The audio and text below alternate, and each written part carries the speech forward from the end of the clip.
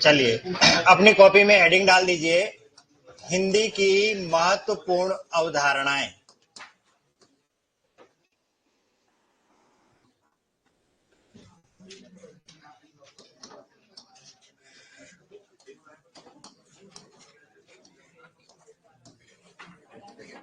हिंदी की महत्वपूर्ण अवधारणाएं। हिंदी की महत्वपूर्ण अवधारणाएं। और क्रमशः 4 टॉपिक डाल दीजिए, वर्ण, शब्द, वाक्य, पद। इन सब पर हमने कल बात कर ली थी, याद है आप सभी को? ठीक है। वह ध्वनि जिसका उच्चारण एक ही प्रयास में हो जाए उसका लिखित रूप क्या कहलाता है? वर्ण। ठीक है।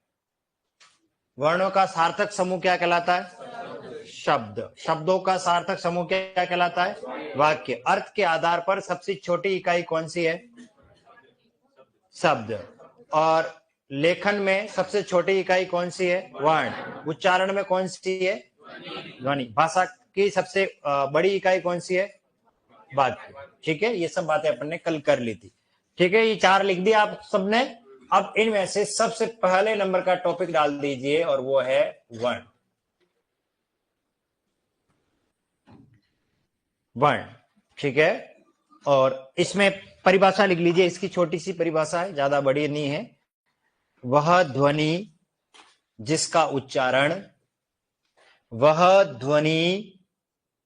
जिसका उच्चारण एक ही प्रयास में हो जाए। वह ध्वनि जिसका उच्चारण एक ही प्रयास में हो जाए, उसका लिखित रूप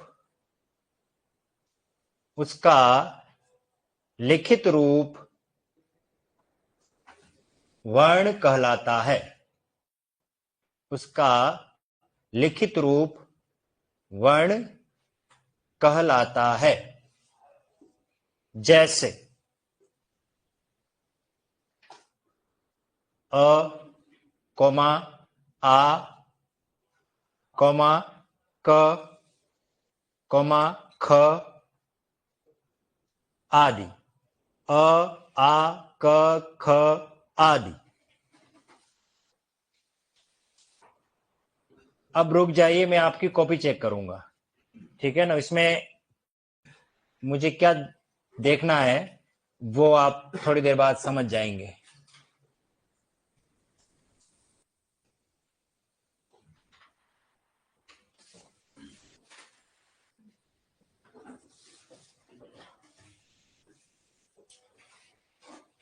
अपनी कॉपी के लास्ट पन्ने पे आओ।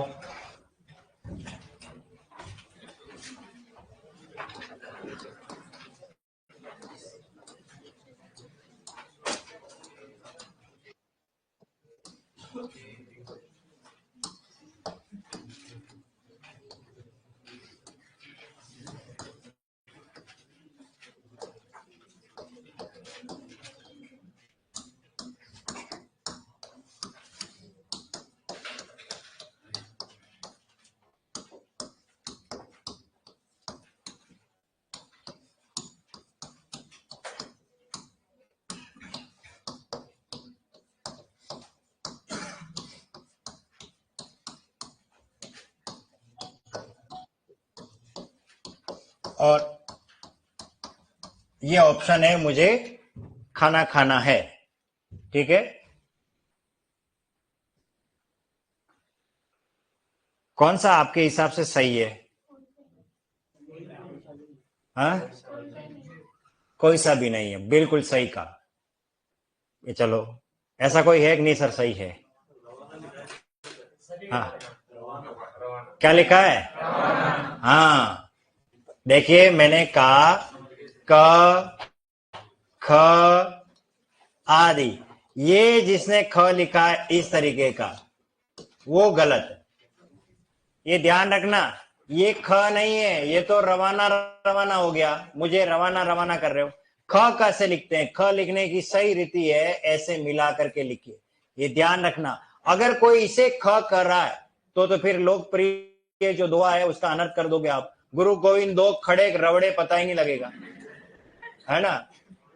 हाँ, गुरु गोविंद दो खड़े रवड़े, अरे भाई ये होना चाहिए खड़े। बात समझे ना? देखो कितना अंतर हो जाता है। ये हिंदी में ऐसे नंबर कटते नहीं, क्या 100 में से 100 नंबर लिया था, मैं भी नहीं ला सकता 100 में से 100 नंबर, और यहाँ 100 में से 100 नंबर दिए जा रहे हैं, पता नहीं कैसे नंबर दिए जा रहे हैं। हिंदी में किसी भी लैंग्वेज में कभी भी 100 में से 100 नंबर आ ही नहीं सकते।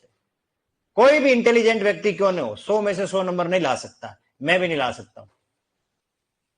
तो फिर 100 में से 100 कैसे नंबर दिए जा रहे हैं, पता है नहीं है, बस दे दिए। वहां एक प्रचलन सा आ गया है भाई 100 हिंदी में 100 में से 100 नंबर। ऐसे स्टूडेंट बहुत सारे अभी बोर्ड में देख रहे हैं, कॉपियां देख रही है, और उनकी कॉपियां देखो तो पता ही नहीं है कहाँ अल्प विराम है कहाँ पूर्ण विराम है, पता भी नहीं है, पर वाह नंबर दिए जा रहे हैं। एग्जामिनर कोई मेरे जैसे नहीं होंगे, वाह चलो ठीक है, कोई अच्छी राइटिंग दिख गई, बढ़िया लिख दिया, चलो भैया क्या करना है 100 में से 100 ले लो। नहीं आते, मेरे भी नहीं आएंगे। मुझे भी कोई अगर पेपर लेगा तो हो सकता मैं भी एक जगह कई जगह गलती करूंगा, होता है, गलती होती है, छोटी मोटी गलती अपन को दिखती नहीं है, लेकिन बहुत सारी गलतियां होती है, ठीक है ना? कहाँ बिंदी लगानी है, नहीं लगाना है, कहीं कोमा लग रहा है, नहीं लग रहा है, तो उच्चारण का और लिखने में बहुत अंतर हो जाता है। खैर, तो क्या लिखा है मैंने? वह ध्वनि जिसका उच्चारण एक ही प्रयास में हो जाए उसका लिखित रूप क्या कहलाता है? वर्ण कहलाता है, जैसे अ, आ, क, ख आदि। अब अंत में जो लिखा आपने आदि, उस पर मैं बात कर रहा हूं। देखिए आदि और आदि, और ये आता है आधी, और एक और आता है आधी, और एक आता है व्याधि। कितने हो गए हमारे? 5। ये पांचों परीक्षाओं में खूब पूछे जाते हैं, और जहां देखो जो शब्द मुझे गलत नजर आता मैं तुरंत उसका पोस्टमार्टम करता हूं, कहा यहां नहीं, ये ऐसे होना चाहिए। और ये सब अपनी जगह पर सही है, पर कहां इनका प्रयोग होता है। सबसे पहले देखिए इस शब्द की बात करते हैं। मात्रा कैसी है इसकी? छोटी। आदि का अर्थ होता है प्रारंभ। आदि का मतलब क्या होता है? प्रारंभ। जैसे आपने सुना होगा आदि काल से ये परंपरा चली आ रही है, यानी प्रारंभिक काल से। आदि का मतलब प्रारंभ होता है, एक अर्थ ये होता है। इस आदि का एक और अर्थ होता है जिसको कहते हैं वगैरह, इटीसी एक्सेट्रा। मैं बाजार गया, नींबू संतरे फल आदि लेकर के आया, इसका मतलब ये पेन पेंसिल रबड़ आदि। तो इसका मतलब ये आदि अगर जिसने लिखा है उसने सही लिखा है, क ख ग आदि। ये किस किस ने लिखा वो हाथ खड़ा करें। वेरी गुड, एक दिन में इतनी हिंदी अच्छी होगी आपकी, बहुत बढ़िया, शाबाश। हम तो पहले से ही सही थे, आप हो गए हो ही नहीं, आप पहले से सही हो, बहुत अच्छी बात है। अब बात करें इस आदि का मतलब क्या है? ये भी शब्द है। इस आदि का मतलब होता है आदतन, अभ्यस्त। वह लेट उठने का आदि है, वह झूठ बोलने का आदि है, वह पढ़ाने का आदि है। तो जो किसी काम में अभ्यस्त हो जाता है, ठीक है ना, उसको कहा जाता है आदि। तो ये आदतन में प्रयोग में आता है। अगला क्या शब्द आ रहा है? आदि। अब इस आदि को समझने से पहले इसका पुल्लिंग रूप समझना पड़ेगा, क्या होगा? आधा। इसमें आपकी भी गलती नहीं है, ये सारा दोष जो है इस मुख सुख का है। इंसान इस मुंडे को सुख देने के लिए इन शब्दों के साथ शल्य क्रिया करता है, और इतने हद तक उस शब्द को तोड़ लेता है कि वो शब्द अशुद्ध हो जाता है।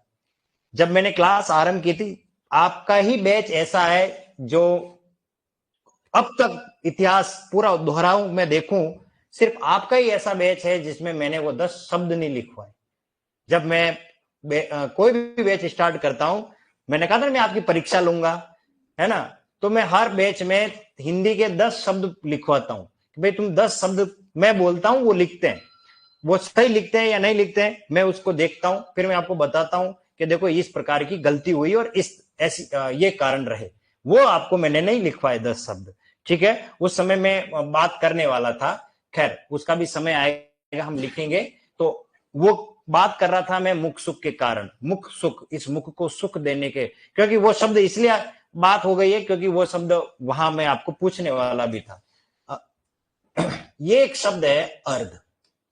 कितनी विडंबना है, सबसे पहली बात तो ये शुद्ध और प्रामाणिक है, मानक है, स्टैंडर्ड है।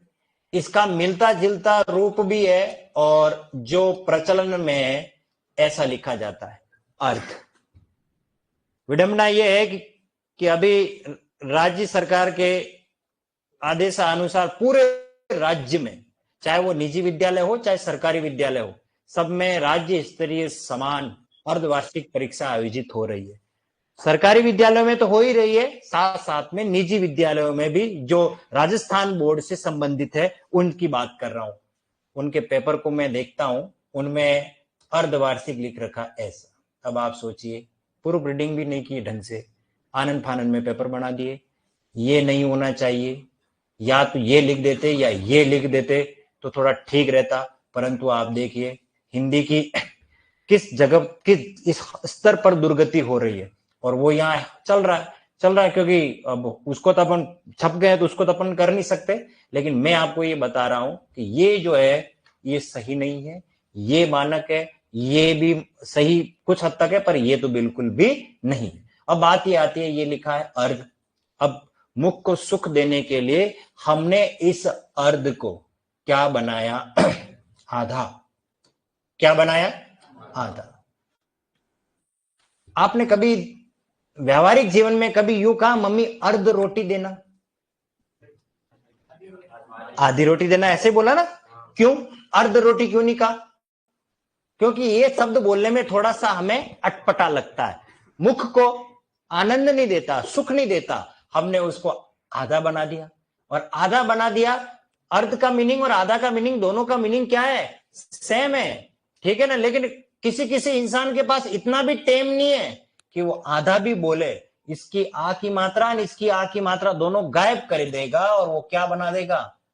अध बना देगा। मीनिंग वही है। जैसे आधा मरा हुआ है उसे क्या कहते हैं? अधमरा। आधा पका हुआ उसे क्या कहते हैं? है तो वो का वही।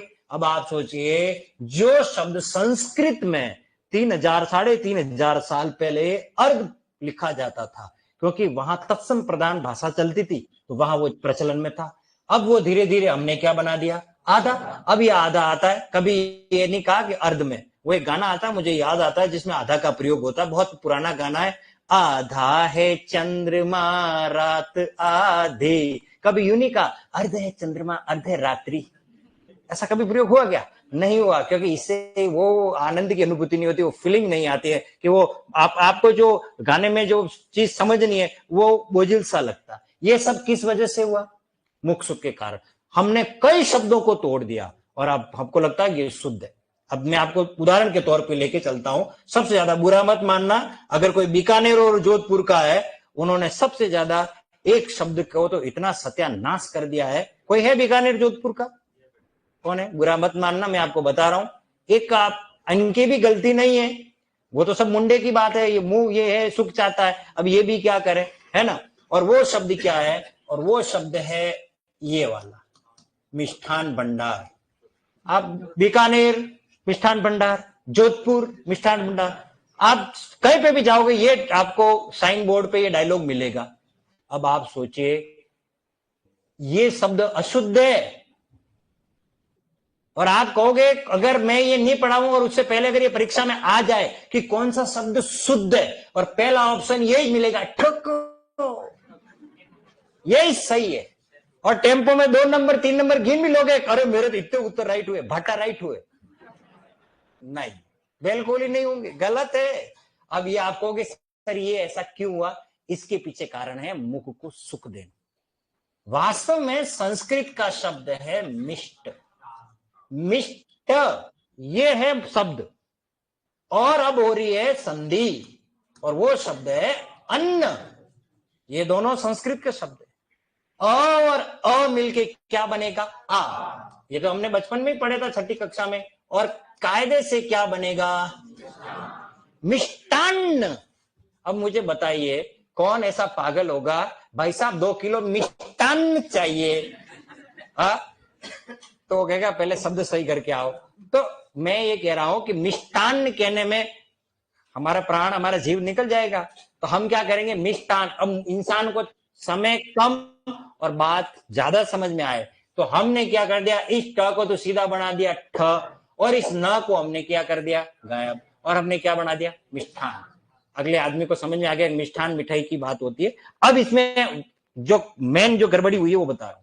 मिष्ठान शब्द संस्कृत का तत्सम है, और ये मिष्ठान जो शब्द है वो तद्भव है। जो बड़े कंपटीशन की तैयारी करते हैं जिसमें तत्सम और तद्भव शब्दों के बारे में पूछा जाता है, वहां ये आपको ज्यादा समझ में आएंगे।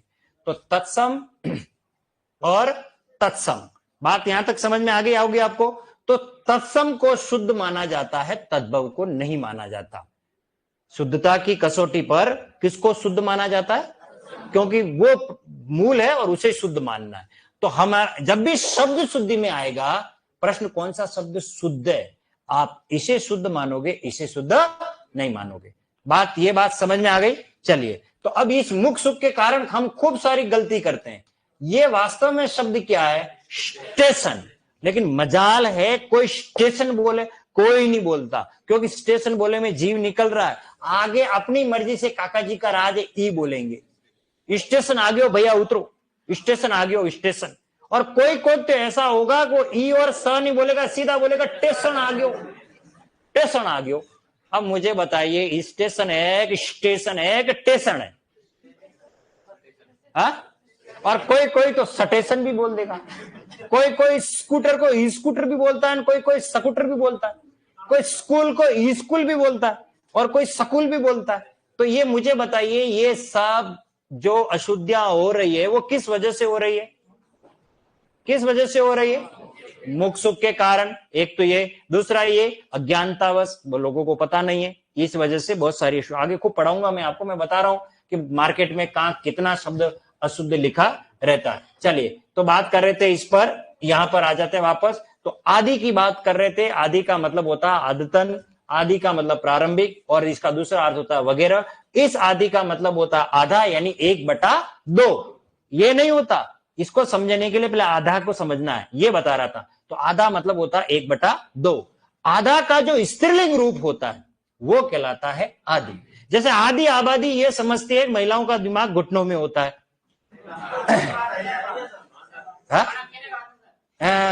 कहां सही है? अब आप देखो, ये महिला शक्तिवान है, अभी सब तुम देखते रहो मैं जो बात कह रहा हूं। अब कितनी बात हो रही है, अब तुम्हारे ऊपर आई बात, मैं तुम्हारा पक्ष ले रहा हूं, ठीक है ना? ये जितनी आबादी बैठी, इंक्लूडिंग मी, ठीक है ना? हाँ, वो सब बता रहा हूं। देखो, मैं तो जो बात है वो सही बता रहा हूं। नारी जो है ना, ये नर से भारी है, नर से नारी भारी है। इसलिए दो मात्राएं देख लो, ये वगर मात्रा रो बापड़ो, एक भी मात्रा नहीं है इसकी, और इसके कितनी मात्राएं, 2 मात्राएं। और इसको शक्ति दी गई है, बहुत पावर दिए गए हैं नारी के पास, जितने पुरुष के पास नहीं है।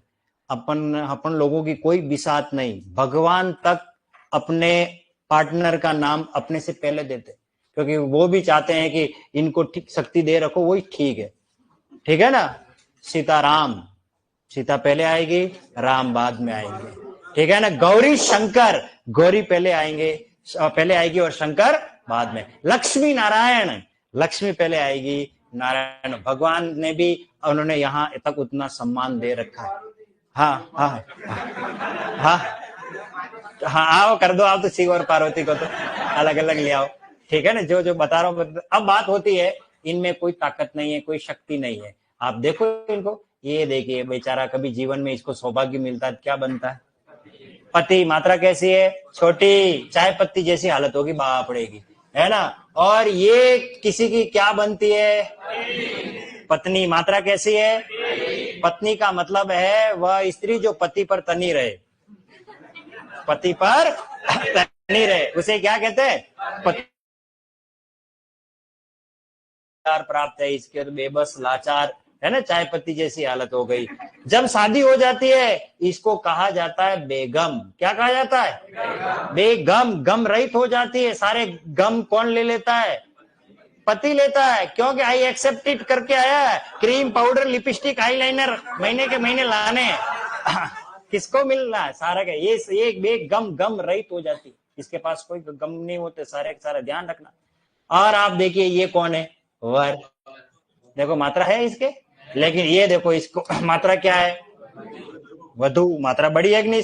कहीं से भी आप कोई सा भी शब्द देखो, यहां देखिए श्रीमती, मात्रा कैसी है, बड़ी। श्रीमती मात्रा कैसी है इसमें, बड़ी है। और जब ये पति और पत्नी दोनों साथ में होते हैं तो इनके जोड़े को क्या कहते हैं, दंपति। देखो मात्रा यहाँ पे भी बड़ी है, या आरपीएससी 2014 फर्स्ट ग्रेड में आया कमबख्त दंपति शब्द, बहुत सारों ने गलती कर दी। मात्रा बड़ी है, दंपति पति पत्नी के जोड़ों को कहते हैं। ऐसा नहीं कि ऐसी पत्नी जो पति का दम निकाल दे। हाँ, कोई लड़का ऐसा भी सोच रहा होगा दंपति, तो वो पति का दम निकाल दे, दंपति। मात्रा कैसी है इसकी, बड़ी। सब जगह पर मात्रा बड़ी ही मिलेगी, लेकिन एक जगह पर मात्रा है वहां छोटी है, क्योंकि वहां शक्ति हस्तांतरण नहीं हुआ है। और ये है दुल्हा। क्या ये, क्योंकि इस बापड़े को पता नहीं है किस माया जाल में फंसने वाला है, ठीक है ना। और ये कौन है, दुल्हन। हाँ, अभी इसकी शक्ति नहीं है, लेकिन पता, शक्ति जैसी शादी होती है सारी शक्तियां, ठीक है ना, बिल्कुल सारी ट्रांसफर होकर के आ जाती है। इसलिए यत्र नारीस्तु पूजन्ते रमन्ति तत्र देवता, जहां नारियों की पूजा होती है वहां देवताओं का वास होता है। इसलिए नारी शक्ति को सलाम प्रणाम। आगे चलते। हाँ, नहीं तो ये अभी श्राप दे दे मेरे को, ठीक है। फिर मुझे भी घर जाके जवाब देना है, नारी से भिड़ना वापस, हाँ दे नहीं तो फिर वो खाना ही नहीं देवे, है ना। खैर चलिए, तो अब बात करें, इस आदि का मतलब होता है आधा का स्त्रीलिंग। इस आदि का मतलब होता है मानसिक रोग। मानसिक रोग, और जिसको कहते हैं हाफ माइंड। कहीं होता ना किसी को माइंड, जिसका दिमाग काम नहीं कर रहा, एचएम नहीं है ये, हाँ ठीक है ना, हेडमास्टर नहीं है, कोई हाफ माइंड है, ठीक है ना। तो आदि का मतलब मानसिक रोग और व्याधि का मतलब शारीरिक रोग। बात समझ में आ गई। तो इस आदि का मतलब, ये सब आगे हैं नोट्स में आपको मिलने वाले हैं, इतने लिखने की जरूरत नहीं है। इसका मतलब क्या होता है, आदत। इसका मतलब प्रारंभ। इसका मतलब आधा का स्त्रीलिंग। इसका मतलब मानसिक रोग। इसका मतलब शरीर। और ये तो दोनों परीक्षाओं में खूब पूछे जाते हैं, बहुत पूछे जाते हैं। खैर चलिए, तो परिभाषा लिखवा रहा था और वहां आगे लिखिए क ख ग आदि लिख दिया, ठीक है। देखो इतने से इतनी बात बताई मैंने, एक ही लाइन लिखवाई है। अब याद हुआ कि नहीं हुआ सारा। अब लिखिए, एक नोट लिखो फटाफट। वर्ण दो प्रकार के होते हैं। वर्ण दो प्रकार के होते हैं। ऊपर से नीचे नंबर डालना, स्वर और व्यंजन। एक पहले में स्वर,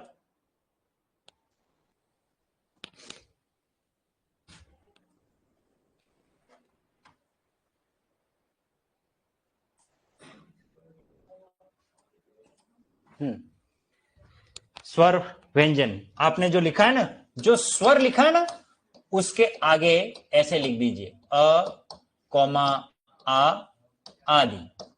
बाकी हम डिटेल से बाद में पढ़ेंगे। और जो व्यंजन लिखा है उसके आगे लिख दो क ख आदि।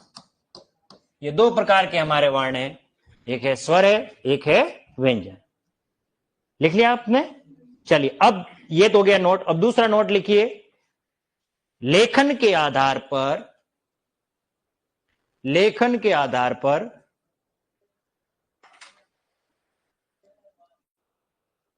भाषा की सबसे छोटी इकाई वर्ण है। लेखन के आधार पर भाषा की सबसे छोटी इकाई वर्ण है, तथा उच्चारण के आधार पर भाषा की सबसे छोटी इकाई ध्वनि है। लेखन के आधार पर भाषा की सबसे छोटी इकाई वर्ण है, तथा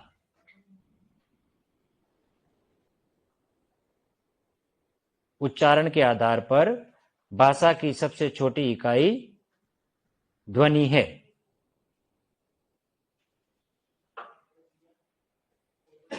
हो गया, लिख लिया सभी ने। चलिए, अब एक लाइन छोड़ करके हेडिंग डालिए और लिखिए शब्द। शब्द,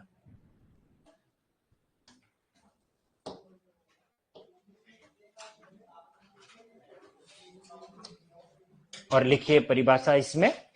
वर्णों के सार्थक समूह को शब्द कहा जाता है। वर्णों के सार्थक समूह को शब्द कहा जाता है। वर्णों के सार्थक समूह को शब्द कहा जाता है।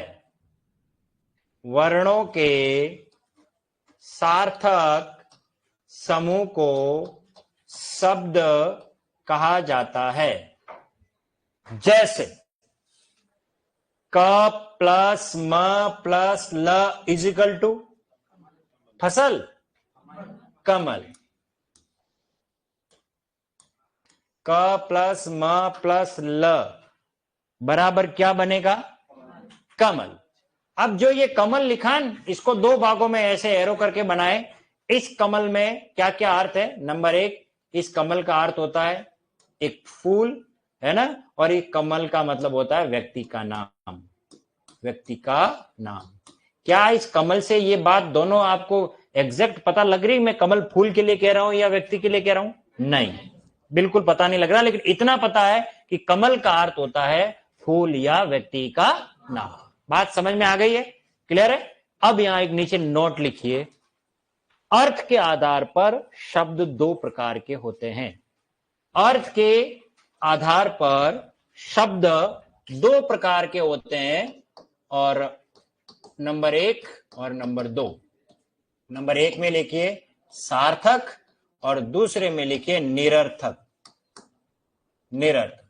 सार्थक का मतलब होता है अर्थ सहित, अर्थ सहित, और निरर्थक का मतलब होता है अर्थ रहित, अर्थ रहित।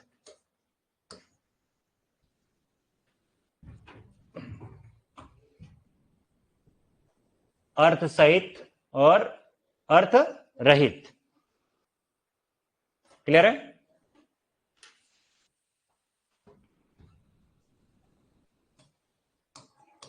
अब आमने सामने, ठीक है, इसी प्रकार बात करें अगल बगल, तो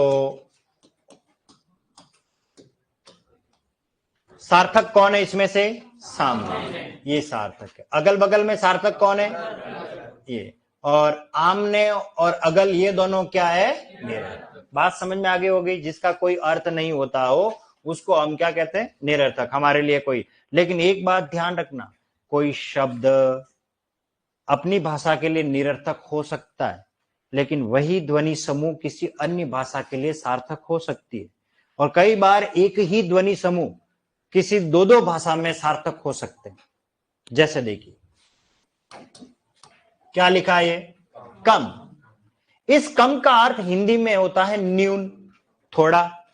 मैं कम जानता हूं फिर भी पढ़ा रहा हूं, यानी थोड़े की बात कर रहे हैं। और कम हियर, तो यहां कम का मतलब थोड़ा हियर, ऐसा थोड़ी कह रहे हैं। कम का मतलब आना। तो ये एक ऐसी ध्वनि है जो अंग्रेजी के लिए भी मान्य है और हिंदी के लिए भी मान्य। लेकिन मैं कहूं मकल, अब मकल तो हिंदी में कोई अर्थ ही नहीं होता, लेकिन हो सकता है इस मकल का किसी अन्य भाषा में, कोई विश्व की कई भाषाएं, अगर मकल का कई अर्थ है तो वो उस भाषा के लिए वो क्या कहलाएगा? सार्थक कहलाएगा। बात समझ में आ गई? जब कोई शब्द किसी शब्दकोश में अपना अर्थ निश्चित कर देता है, वो शब्द क्या बन जाता है? सार्थक बन जाता है। सीधा कंसेप्ट ये है। ठीक है, बात समझ में आ गई होगी। चलिए अगला नोट लिखिए, अर्थ के आधार पर भाषा की सबसे छोटी इकाई शब्द है। अर्थ के आधार पर भाषा की सबसे छोटी इकाई शब्द है। अर्थ के आधार पर भाषा की सबसे छोटी इकाई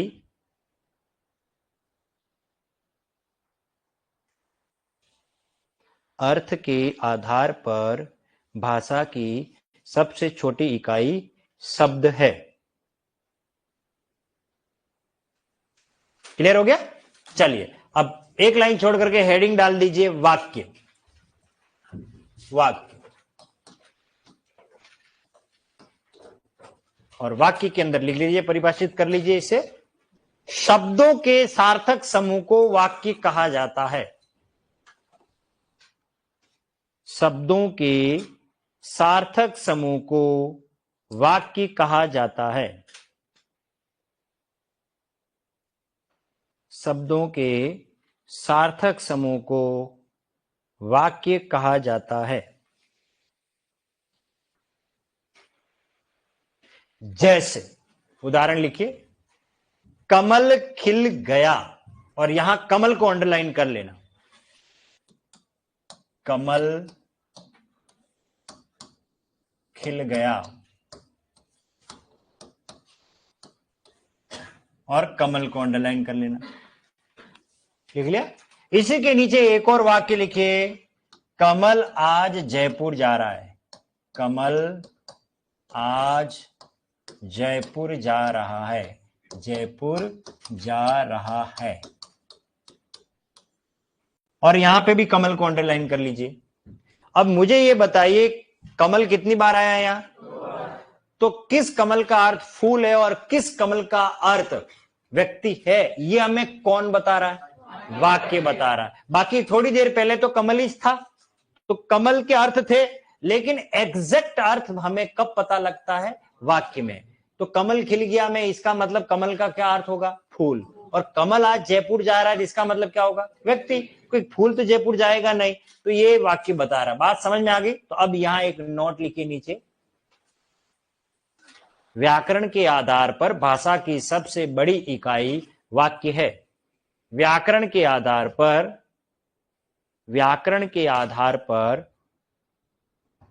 भाषा की सबसे बड़ी इकाई वाक्य है। ओके,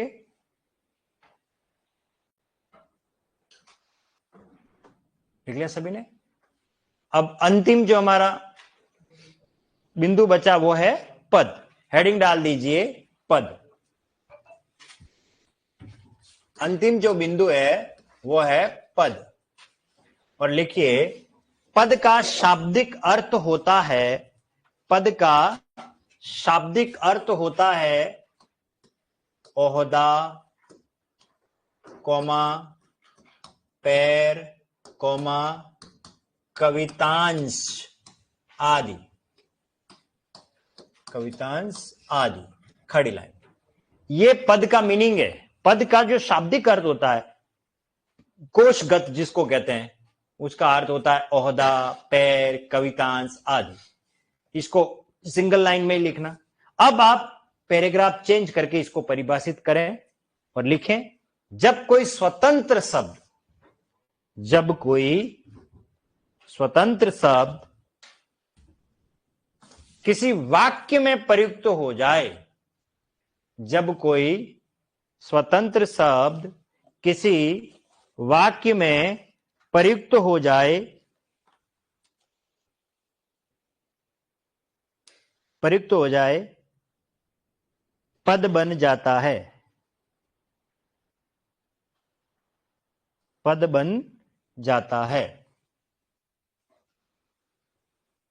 जैसे, जब कोई स्वतंत्र शब्द किसी वाक्य में प्रयुक्त हो जाता है तो वह पद बन जाता है। वापस बोल देता हूं, जब कोई स्वतंत्र शब्द किसी वाक्य में प्रयुक्त हो जाए तो वह पद बन जाता है। जैसे कमल खिल गया, और इसमें तीनों को अंडरलाइन करना है, कमल को भी, खिल को भी और गया को भी। यहां 3 पद हैं। कमल खिल गया में कितने पद है? अब कमल, आपने कक्षा 10 में कभी पढ़ा हो, पद परिचय हुआ करता था। तो पद परिचय में हम क्या करते थे? कोई शब्द देते, जैसे महात्मा गांधी को राष्ट्रपिता कहते हैं। अब महात्मा गांधी का हम परिचय देंगे, तो महात्मा गांधी क्या है तो हम लिखेंगे व्यक्तिवाचक संज्ञा, संज्ञा के हिसाब से। पुल्लिंग है तो हम पुल्लिंग लिखेंगे, किसी काम को करने वाला है तो कर्ता लिखेंगे। इस हिसाब से व्याकरणिक कोटियों के आधार पर उसका निर्धारण हो जाता है, वो लिंग में एक वचन है, द्विवचन है, बहुवचन है, या फिर वो कर्ता है, कर्म है, या संज्ञा है, या सर्वनाम है, या क्रिया है, या विशेषण है। इस आधार पर उस शब्द का परिचय मिलता है, वो अपना पद ले लेता है, उसकी पहचान उसी रूप में होती है। तो उसको हम क्या कहते हैं?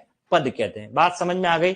अब अगला नया, ये तो चारों अवधारणाएं खत्म होगी हमारी। अब अगली एक छोटा सा बिंदु बनाना है, और वो आपको लिखना है हिंदी भाषा का विकास क्रम। हिंदी भाषा का विकास क्रम, ये प्रश्न है आपके टेस्ट में, इसलिए लिखवा रहा हूं, हिंदी भाषा का विकास क्रम। और सबसे पहले लिखना आपको संस्कृत, संस्कृत के बाद पाली, पाली के बाद जालोर, पाली के बाद प्राकृत, और प्राकृत के बाद अपभ्रंश, और अपभ्रंश के बाद हिंदी। ये अच्छे तरीके से याद रख लेना। यहां से अगर मुझे कहेंगे प्रश्न बनाना है तो जरूर बनाऊंगा, और ये क्रम है हमारा, फिक्स है। सबसे पहले देववाणी, जिसको देव भाषा हम संस्कृत कहते हैं, संस्कृत सबसे पहले आई। सभी भाषाओं की जननी ही यही है, संस्कृत है। संस्कृत से फिर भाषा कौन सी आई हमारी? पाली। पाली से बाद प्राकृत, फिर प्राकृत के बाद अपभ्रंश, और अपभ्रंश के बाद हमारी हिंदी भाषा। ये हिंदी भाषा का विकास क्रम है। अब आपको पेपर सेटर क्या पूछेगा, हिंदी भाषा का विकास क्रम क्या है? हो सकता है वो संस्कृत के बाद प्राकृत, पाली, अपभ्रंश, हिंदी दे दे। दूसरा ऑप्शन आपको दे दे पाली, संस्कृत, प्राकृत, अपभ्रंश, हिंदी दे दे, या संस्कृत, पाली, अपभ्रंश, प्राकृत, हिंदी दे दे।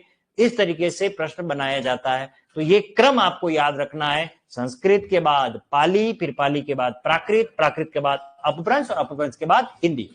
इसको बढ़िया याद करने का तरीका एक ही है, हिंदी से पहले हमेशा अपभ्रंश ही आती है। अपभ्रंश यानी बिगड़ी हुई भाषा, थोड़ी खराब भाषा, उसको संस्कृत सुसंस्कृत बनाने के लिए हमारे महावीर प्रसाद द्विवेदी ने, माखनलाल चतुर्वेदी वगैरह जो हिंदी के साहित्यकार जो इतने बड़े हुए, उन लोगों ने इस हिंदी को परिमार्जित और परिष्कृत करने में बहुत योगदान दिया।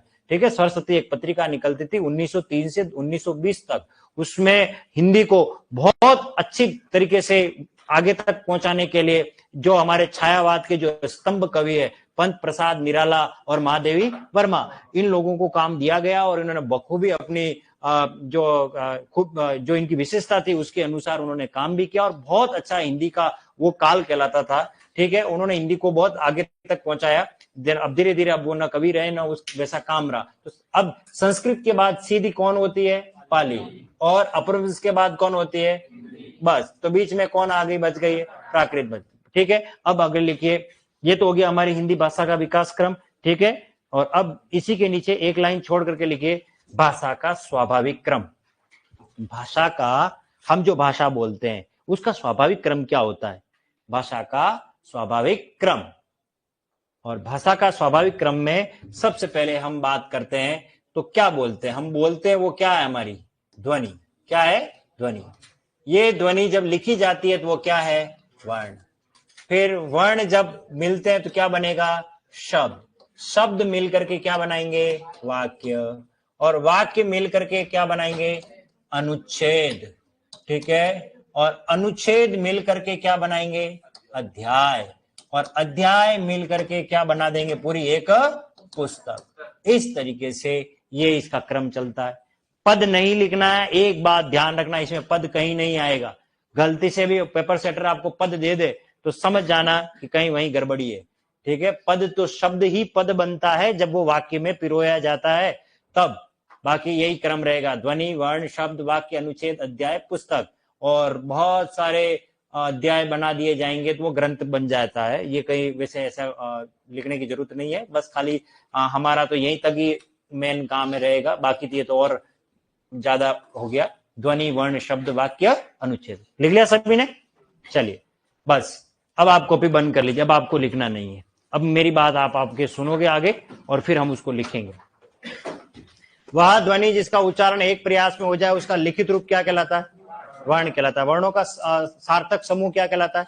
शब्द कहलाते हैं। अर्थ के आधार पर भाषा की सबसे छोटी इकाई शब्द है। शब्द कितने प्रकार के होते हैं? दो, सार्थक और निर्र्थक। और सबसे बड़ी इकाई कौन सी है भाषा की? वाक्य। पद का मतलब ओहदा, पैर और कवितांश। ठीक है, जब कोई स्वतंत्र शब्द किसी वाक्य में प्रयुक्त हो जाए तो वो क्या कहलाता है? पद कहलाता है। हमारी हिंदी भाषा का जो विकास क्रम है वो क्या है? संस्कृत, पाली, प्राकृत, अपभ्रंश, फिर हिंदी। और भाषा का स्वाभाविक क्रम क्या है? ध्वनि, वर्ण, शब्द, वाक्य, अनुच्छेद, अध्याय, पुस्तक। क्लियर हो गया? सब कंप्लीट हो गया। अब इनमें से चार अवधारणाओं में से हम पहली अवधारणा स्टार्ट कर रहे हैं, और वो अवधारणा हमारी है कौन सी? वर्ण। इसके बारे में अब आप सोच रहे हो इतनी गहराई से पढ़ा रहा हूं। बिल्कुल, देखिए संधि का जो टॉपिक है उस टॉपिक को पढ़ाने से पहले मुझे ये टॉपिक पढ़ाना ही पड़ेगा, वर्ण। ठीक है ना, हमने बचपन में पढ़ के आए और अब जो मैं पढ़ा रहा हूं उसमें बहुत अंतर है। सबसे पहले अब आपको लिखना नहीं है, सिर्फ मुझे सुनना है कि यहां से प्रश्न बनेंगे और आपके टेस्ट में बने हुए हैं, इसलिए मैं आपको इसकी तरफ ज्यादा ध्यान ले जा रहा हूं। देखिए सबसे पहला सवाल ये बढ़ता है कि वर्ण शब्द की व्युत्पत्ति किस धातु से हुई। धातु के भी दो अर्थ होते हैं, एक तो जो जमीन में से हमको मेटल निकलता है, तांबा, पीतल, सोना, चांदी, ये भी सारा धातु, ये मेटल ही है, लेकिन मैं उसकी बात नहीं कर रहा हूं। हमने संस्कृत पढ़ी है 10वीं तक, तो पट धातु, लिख धातु, क्रिया रूप। धातु का मतलब क्या होता है? क्रिया रूप। ठीक है, तो वर्ण शब्द किस धातु से बना है, उसका नाम है व्री धातु से। अगर आपसे सवाल सीधा पूछें कि वर्ण शब्द की व्युत्पत्ति किस धातु से हुई है, तो क्या कहोगे? व्री शब्द से। और इस व्री का अर्थ होता है चुनना, वर्ण करना, चुनना या वर्ण करना, वर्ण करना। वर्ण करने से का मतलब है, आपने स्वयंवर देखा होगा, उसमें वो जो माला लेकर के घूमती है, वो अपने वर को स्वयं वर्ण करती, उसको चुनाव करने की उसको शक्ति दे रखी होगी, जाओ किसी के भी जो पसंद आए उसके गले में माला डाल दो, ऐसा होता है। या फिर कोई प्रतियोगिता आयोजित की जाती है, कई बार तो कोई देखते हैं कि नहीं मेरी तो बेटी इतनी योग्य है, उसको योग्य वर चाहिए, तो उसमें वो काबिलियत होनी चाहिए, वो सब पहले होती थी। ठीक है ना, तो ये व्री का मतलब होता है चुनना। अब बात ये आती है, हमारे भाषा वैज्ञानिकों के पास बहुत सारी ध्वनियां थी जो बिखरी हुई थी, कभी अ, ब, ल, छ, त, तो इन सभी ध्वनियों को, बिखरी हुई ध्वनियों को व्यवस्थित क्रम में जमाया। बचपन में पहली कक्षा में हमें एक डायलॉग मिलता है, वर्णमाला, पढ़ा लोगों ने? अल्फाबेट, इंग्लिश में आप जो पढ़ते हो वर्णमाला, कभी ये शब्द पढ़ा आपने? वर्णमाला, ये एक शब्द है वर्णमाला, चुनी हुई ध्वनियों का व्यवस्थित क्रम वर्णमाला कहलाता है। ये परिभाषा है, चुनी हुई ध्वनियों का व्यवस्थित क्रम क्या कहलाता है? वर्णमाला। और जो माला गले में डाली जाती है उसे क्या कहते हैं? वरमाला। दोनों में अंतर है। हाँ, अगर ढंग से वर्णमाला पढ़ेंगे तो वरमाला के योग्य होंगे, मतलब यूं समझ लो आप। ठीक है ना, तो वर्णमाला और वलमाला में अंतर है। ये हो सकता है शब्द युग्म में पूछ दे। तो वर्ण शब्द की व्युत्पत्ति किस धातु से हुई है? व्री, जिसका अर्थ क्या होता है? चुनना। अब बात ये आती है कि वर्ण के भेद कितने, तो आपको पता है वर्ण के कितने भेद हैं? दो। कौन कौन से? स्वर और व्यंजन। ठीक है, और मैंने आपको बताया था वर्ण के बारे में, कुछ याद हो तो, वह ध्वनि जिसका उच्चारण एक प्रयास में हो जाए। उच्चारण कैसा था इसका? एक प्रयास में, एक प्रयास में। ठीक है, उच्चारण हो जाए। ये तो बात हो गई वर्ण की। अब बात करते हैं इस वर्ण के अंदर कौन है? स्वर और व्यंजन। इसको समझ लेते हैं थोड़ा, क्योंकि ये आगे पूरी व्यंजन संधि और स्वर संधि हमारा पीछा छोड़ने वाली नहीं है। तो अब यहां से थोड़ा सी बदलते हैं, संधि की तरफ जाएं उससे पहले। ये है हमारे स्वर और इधर आ गया हमारे व्यंजन। यहां से प्रश्न बनेंगे। सबसे पहले सवाल ये पूछा जाता है कि स्वर किसे कहते हैं, तो बहुत सारे बच्चे उत्तर दे देते हैं फटाक से कि सर अ, आ, ई, उ, इनको स्वर कहते हैं। नहीं, इन्हें स्वर नहीं कहते। प्रश्न ये है कि स्वर कौन कौन से हैं, तो उत्तर होगा अ, आ, ई, उ।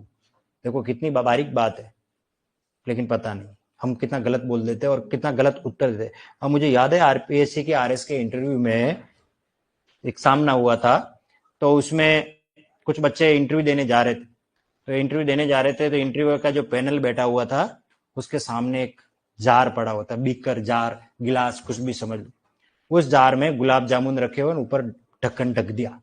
क्या ढक दिया? ढक्कन ढक दिया था। और जो जो प्रतिभागी आ रहे थे उनको ये पूछा जा रहा था, सवाल किया जा रहा था कि बिना ढक्कन हटाए तुम गुलाब जामुन खा के बता दो, बिना ढक्कन हटाए गुलाब जामुन हटा दो। तो वो कहते गए बेंडा है, बिना ढक्कन हटाए गुलाब जामुन कैसे खा लेंगे? दुनिया की कोई ताकत नहीं खा सकती। एक गए, दो गए, तीन गए, फिर मेरा भी नंबर आया, मैं भी गया। मुझे यही सवाल किया गया, सर आप बताओ कि इसमें गुलाब जामुन पड़े हुए हैं और आपको बिना ढक्कन हटाए खाने, आप कैसे खाओगे? फिर मैंने तुरंत सवाल किया, सर इसमें कन्फर्म गुलाब जामुन है, क्या पता रसगुल्ले हो तो, ये मैं कैसे मान लूं? अच्छा चलो बेटा देख ले। उन्होंने ढक्कन हटाया, देख गुलाब जामुन है। मैंने कहा सर बिल्कुल गुलाब जामुन है, हाथ लिया, खा लिया। बात समझ आई? इसको कहते हैं प्रेजेंस ऑफ माइंड। ये जितने भी बड़े बड़े अधिकारी बनते हैं ना, वहां ये संधि समास प्रत्यय उपसर्ग का काम करने थोड़ी जाते हैं। वहां तो जब कभी कोई दंगा हो गया, कहीं हिंदू मुस्लिम का दंगा हो गया, ऐसा हो गया, तो वहां ए प्लस बी का होल स्क्वायर करेंगे बेटे बेटे क्या कि नहीं? ए प्लस बी का whole square a square plus 2ab plus b square, चलो जेल में बंद करो। नहीं, ये तो दिमाग, किसका दिमाग कितना तेज होता है, sharp decision on the spot कैसा लिया जाए, किस तरीके से लिया जाए, उस घटना को कैसे खत्म किया जाए, यही तो काबिलियत होती है इन लोगों में। कोई सा भी कोई घटनाक्रम होता है 2 या 3 दिन में वो समाप्त कर देते हैं, तो उनमें कोई न कोई काबिलियत होगी इतने लेवल तक जाने के लिए। तो वहां यही इंटरव्यू में यही देखा जाता है, बाकी और कुछ नहीं। आपके ज्ञान की परीक्षा नहीं होती, आपके प्रेजेंस ऑफ माइंड की, आपके आईक्यू लेवल की परीक्षा होती है, और ये आपके ज्ञान की परीक्षा है। ये आईक्यू लेवल की परीक्षा के साथ साथ आपकी ये ज्ञान की परीक्षा है। वहां आपको सवाल बहुत सारी भाषा में भी उलझाए जाएंगे। खैर, तो स्वर किसे कहते हैं ना, स्वर कौन से, दोनों में अंतर है, सारा खेल मसला भाषा का है। तो सबसे पहले बात करते हैं स्वर। देखो मैं आपको बताऊं तो ये इसकी संख्या अगर आपको पूछे तो एक ही उत्तर देना, स्वरों की संख्या कितनी है? 11 फिक्स है। और व्यंजन की संख्या कितनी है? 33। शुद्ध और प्रामाणिक व्यंजनों की संख्या कितनी है? देवनागरी लिपि की बात कर रहा हूं, वो कितने हमारे? 33। ये आंकड़े याद रखने, हमें ज्यादा इसमें उलझना नहीं है। नंबर 1। अब बात करते हैं स्वर के बारे में क्या खास बातें, ये जानना जरूरी। मेरी क्लास 5 मिनट लेट चलेगी अभी, तो आप घबराना मत को सर का टाइम हो गया, टाइम को मत देखना, क्योंकि अब ये जो चीज आने वाली यही सबसे महत्वपूर्ण है, क्योंकि कल हम डायरेक्ट लिखने का काम कर लेंगे शायद, हो सकता है। स्वर के बारे में जो बातें हैं पहले उसको समझ लेते हैं, ऑटोमेटिक सारी बातें क्लियर हो जाएगी। देखिए, स्वर के लिए कहा जाता है स्वतंत्र। स्वतंत्र का मतलब क्या, पहले वो समझिए। स्वतंत्र का मतलब जिसको किसी से सहारा नहीं लेना पड़ता है। जैसे मैं बोल रहा हूं अ, क्या इस अ को लिखने के लिए मुझे किसी का सहारा लेना पड़ता है? नहीं लेना पड़ता है। लेकिन मैं क बोल रहा हूं या का बोल रहा हूं, तो मुझे इस क में किसका सहारा लेना पड़ रहा है? आ का, यानी स्वर का सहारा लेना पड़ रहा है। तो व्यंजन सदैव कैसे होते हैं? परतंत्र होते हैं, क्योंकि वो स्वरों पर आश्रित होते हैं। एक बात ये होगी, बात समझ में आ गई? तो स्वर स्वतंत्र होते हैं और व्यंजन परतंत्र होते हैं। दूसरा, ये निर्बाध होते हैं। निर्बाध का मीनिंग समझना, जिनके उच्चारण में कोई बाधा नहीं हो। अ कोई बाधा नहीं है, आ कोई बाधा नहीं है, क कोई बाधा नहीं है, आपको लग रहा है, लेकिन इस क के अंदर कौन आ रहा है? मैं ये कह रहा हूं ये नहीं बोलना है, ये बोल के बताओ, बोलो। आएगी ध्वनि, आएगी आएगी, क आएगी ध्वनि। लेकिन अ, देखो क्या साइंटिफिक भाषा हमारी है ना। अ अंग्रेजी की तरह नहीं, अंग्रेजी दिखती कितनी करनी में कितना अंतर है, भयंकर अंतर है। मैं तो अंग्रेजी नाम सुनता हूं डर लगता है मुझे। आप ये देखो, टी ओ क्या लिखा है? टू। ये डी ओ क्या लिखा है? डू। तो ये जी ओ,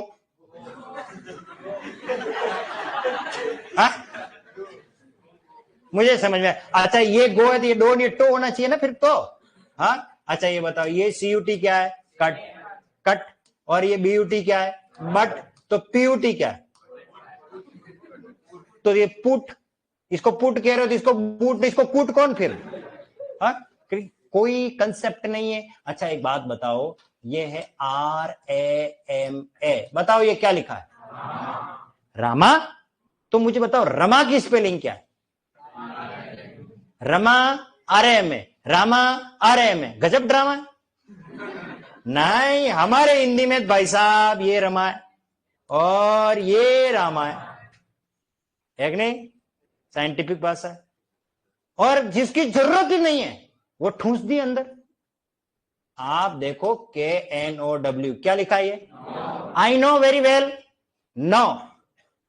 और बोल इसमें आ कौन रहा? के आ रहा ना? नहीं सर, के साइलेंट है। तो फिर साइलेंट है तो काय पड़ा इधर? हाँ ठीक है, क्या नाम है आपका? अंकित। क्या लिखा है? च अंकित नहीं लिखा है, अंकित लिखा है, च साइलेंट है।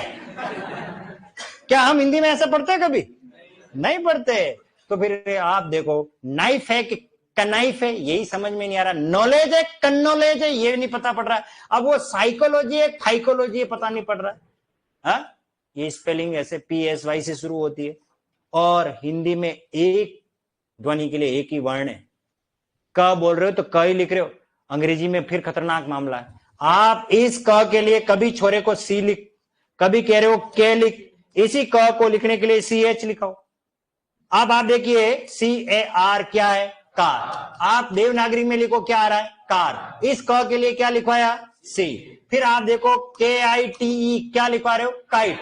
और हिंदी में लिख रहे हो क्या लिख रहे हो, काइट। इस क के लिए फिर क्या लिखवा दिया, बच्चा तो कंफ्यूज आ गया ना टोटल। अरे भाई क के लिए कभी सी लिखा रहे हो, कभी क के लिए आप मुझे के लिखवा रहे हो, तो आप कार की स्पेलिंग तो ऐसे भी लिख देगा ना, काइट की CIT, काइट भी कर देगा छोरा। और केमिस्ट्री एक केमिस्ट्री पता ही नहीं पड़ रहा है, लेकिन हिंदी में तो पता पड़ रहा है, इसलिए मानक भाषा है। तो इसकी बात करें, निर्बाध का मतलब कोई बाधा नहीं हो। और इनके उच्चारण में क्या होती है बाधा, तो ये क्या कहलाती है, सबाध। हाँ, लेकिन कोई ये कहे नहीं सर इसको तो अ बोलने में भी दिक्कत हो रही है, तो वो तो प्रकृति की बाधा है, उसमें आप भी कुछ नहीं कर सकते, मैं भी कुछ नहीं कर सकता। कोई ऐसा व्यक्ति है अ ई, तो आप कह रहे सर ये तो बाधा हो रही है। अरे भाई बेंडा, वो तो उसको प्रकृति ने बाधा दी है। अब आप सोचिए अगर ऐसा आदमी किसी क्रिकेट का कप्तान बन गया, वो टॉस करने जावे और वो टॉस करे, तब यस यस, हेड नहीं टेल, यस यस होना चाहिए। आप सोचो अगर वो किसी रेलवे का अनाउंसर बन जाए, कभी सुना आपने प्लेटफॉर्म नंबर 5 की गाड़ी प्लेटफॉर्म नंबर 6 से जाएगी, ऐसा सुना आपने? अगर ऐसा व्यक्ति अनाउंसर बन जाए तो फिर क्या हो जाएगा, कितना खतरनाक तरीके से होगा। प्लेटफॉर्म नंबर 5 से जाने वाली गाड़ी प्लेटफॉर्म नंबर 6 से गई, तब तक तो निकल जाएगी ना यार।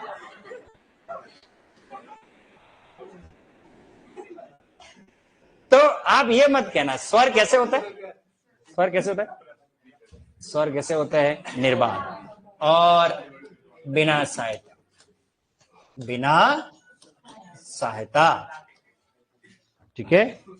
और ये स्वरों की सहायता से, स्वरों की आई बात चमचे में।